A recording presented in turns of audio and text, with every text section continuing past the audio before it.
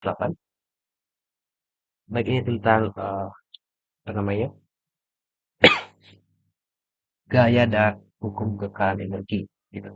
Saya bacakan sebuah benda titik, sebuah benda titik yang masanya setengah kilogram, meluncur dengan kecepatan awal 0 dari titik A. Jadi di sini A-nya sama dengan 0 meter per sekon. Lalu dia melalui titik B dan akhirnya berhenti di titik C. Jadi di titik C, VC-nya bisa disimpulkan juga ya, 0 meter per sekon. Lalu jika AB adalah lintasan licin berbentuk seperempat lingkaran, artinya ini adalah pusat lingkarannya. Ini 3 meter, ini 3 meter jari-jari dari apa namanya, lingkarannya. Lintasan yang berbentuk lingkarannya. Dan dikatakan B ke C adalah lintasan lurus, tapi dia kasar. Artinya apa? Ada gaya gesek di sana gitu ya. Sehingga akhirnya dia berhenti di C, VC-nya 0. Nah, kita diberikan nilai percepatan gravitasi 10 meter per sekon kuadrat. Dan kita diminta menentukan gaya gesek gitu, gaya gesek yang bekerja pada benda. Dan diketahui pada gambar lintasannya memiliki panjang, lintasan lurusnya ya. eh, ini 7,5 meter. Gitu. Oke, berarti kita harus mengingat kembali hukum Newton tentang gaya.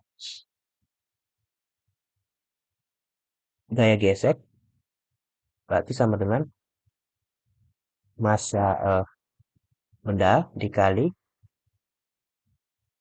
percepatan. Percepatan ini nanti diakibatkan oleh gaya gesek berapa nilainya. Berarti itu yang perlu kita ketahui ya, karena masanya sudah diketahui 0,5. Berarti A-nya berapa? Itu adalah pertanyaan sekarang. Percepatannya berapa? Percepatan saat bergerak dari B ke C ini berapa? Gitu ya. Nah, sekarang kita cari tahu. Yang pertama kita harus tahu berapa kecepatan di titik B. Gitu. VB-nya berapa? Supaya kita tahu nanti percepatan dari B ke C berapa. Nah, B, dari A ke B itu berlaku hukum kekalahan energi. Karena ini kan lintasannya licin, artinya yang bekerja hanya gaya gravitasi. Atau ini merupakan gaya konservatif, gaya yang hanya melihat posisi, tidak tergantung pada lintasan.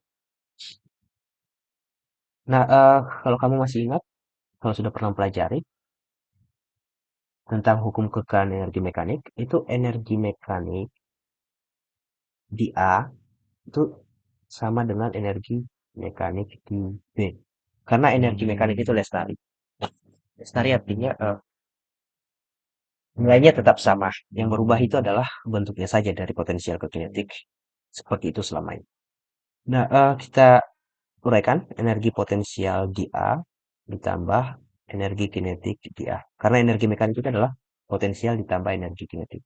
Sama dengan energi potensial di B tambah energi kinetik di B. Nah, karena kecepatan di titik A sama dengan 0, kita simpulkan EK-nya juga 0. Karena EK adalah setengah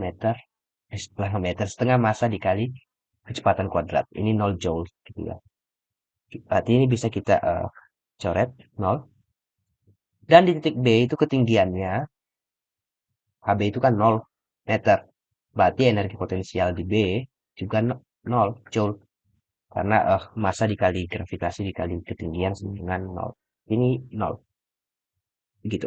Oke, sekarang kita sudah punya persamaan yang lebih sederhana. Energi potensial di A itu seluruhnya sama dengan energi kinetik di B.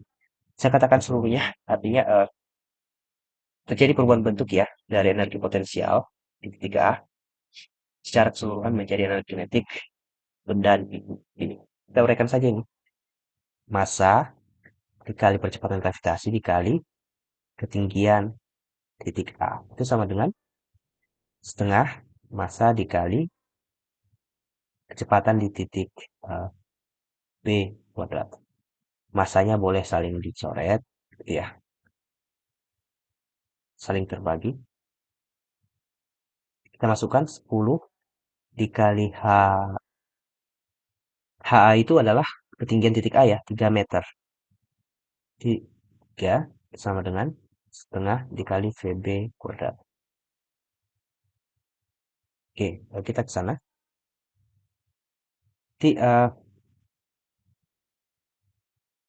Bisa saya tuliskan 3 kali 10, 30 sama dengan setengah VB kuadrat. VB kuadrat sama dengan 60. Gitu ya.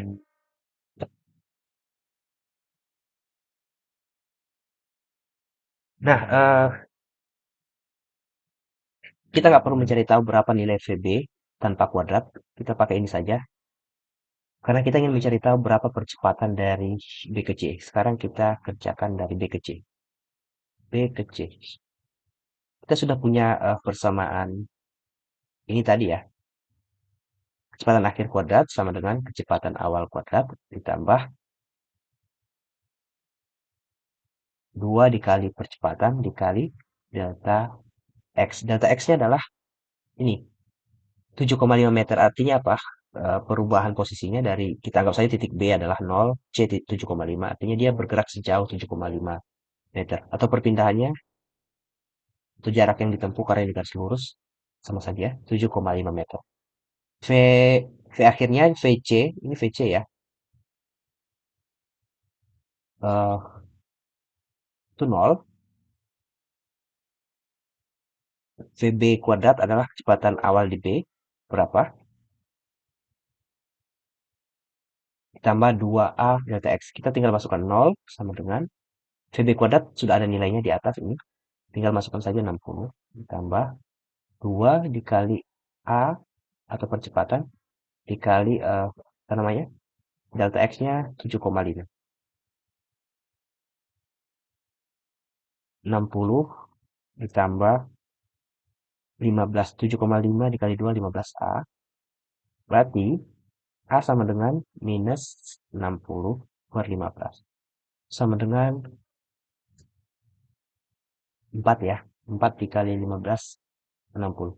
Berarti minus 4 meter per sekon kuadrat. Itu adalah percepatan dari benda saat bergerak dari apa namanya tadi, B ke C. Di sini A-nya sama dengan minus 4 meter per sekon kuadrat. Kenapa minus? Ini hanya menyatakan bahwa arahnya berlawanan dengan arah gerak benda. Jadi benda bergerak ke kiri, ke arah C, sementara percepatannya adalah ke arah kanan, atau dia diperlambat dengan kata lain. Nah, maka kita kembali ke masalah kita ini. Kita sudah menemukan nilai A-nya, berarti sekarang kita tinggal substitusikan. Berarti 0,5 dikali A. Itu sama dengan 0,5 dikali 4. Sama dengan minus 4 ya, minus 2 gitu. Nah, jangan bingung karena di opsi nggak ada minus ya. Jadi tanda minus saya ulang sekali lagi. Artinya gaya geseknya mengarah ke kanan, sementara eh, bendanya bergerak ke kiri. Gitu. Jadi gaya gesek itu memberikan percepatan yang nilainya negatif atau perlambatan, atau dia menghentikan benda yang mana pada titik C bendanya diam gitu. Nah, jadi yang paling benar pada opsinya adalah bagian C 2,0 meter per sekon. Ini gaya ya, 2,0 Newton. Mohon maaf, saya error kembali. Oke, kita lanjut ke